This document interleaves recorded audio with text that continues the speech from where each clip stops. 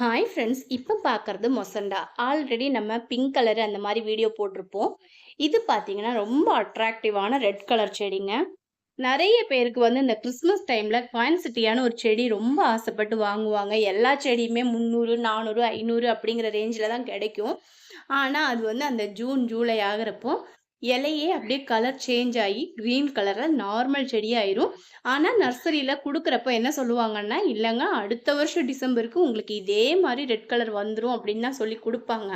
ஆனா வரவே வராது. இந்த செடி இப்ப பார்க்குறீங்க இல்லையா? இது பார்த்தீங்கன்னா, இந்த இலை மாதிரி ஷேப்லயே அழகா பூத்திருக்கும். பேப்பர் பூ மாரி. ஆனா இது வந்து கலர் போகவே போகாதுங்க. இது வந்து மேல இது பூ கிடையாது, இலை தான். அது மேல சின்ன சின்ன மொட்டு வந்திருக்கு பார்த்தீங்களா? அதுதான் அதோட பூவு.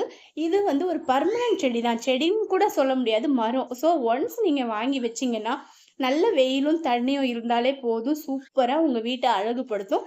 இதுல வந்து ரெட்டு, பிங்க்கு, ஒயிட்டு இந்த 3 கலருமே நல்ல காம்போவாவே கிடைக்கும். சூப்பரா இருக்கும். பாருங்க.